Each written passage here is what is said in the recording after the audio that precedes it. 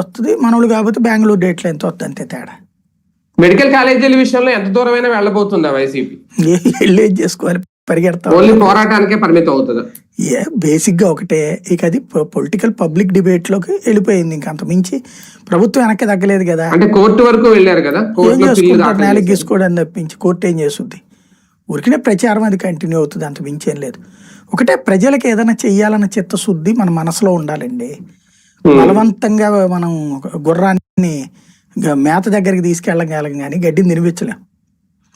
అట్లాగే మెడికల్ కాలేజీలు ప్రజలకి సేవ చేయాలి, ప్రజలకి దానివల్ల ఉపయోగపడుతుంది అనేటటువంటిది ఒక నిజాయితీతో ఆలోచించేవాడికి అర్థం అవుతుంది దాంట్లో ఉన్నటువంటిది.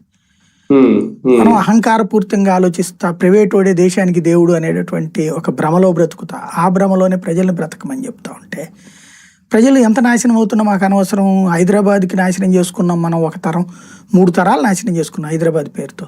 మళ్ళీ ఇంకో 2-3 తరాలు అమరావతి పేరుతో నాశనం చేసుకుంటున్నాం. అయినా సరే కానీ మీ నాశనం మా అదృష్టం, మీరు బాగుపడితే మా పేరు చెప్పుకొని, మీరు బతకలేకపోతే కనుక మీ కర్మ అని చెప్తే ఏం చేస్తాం దాంట్లో. ఇంకా వైసీపీ ఎమ్మెల్యేలు సభకి వెళ్లకుండా జీతాలు తీసుకున్నారు అనే ప్రచారం ఓకే, రేపు పొద్దున్న ఎథిక్స్ కమిటీ నివేదిక ఎలా ఇస్తుంది, ఏమిస్తుంది అనేది ఒకటి. ఇది వైసీపీకి ఒక ఊహించని పరిణామమేనా, లేదంటే దీన్ని ప్రజలు పెద్దగా పట్టించుకోరా? ఎవడు పట్టించుకుంటున్నాడండి? జగన్ వెళ్ళాలి అని ప్రతి ఒక్కళ్ళు కోరుకుంటున్నారు.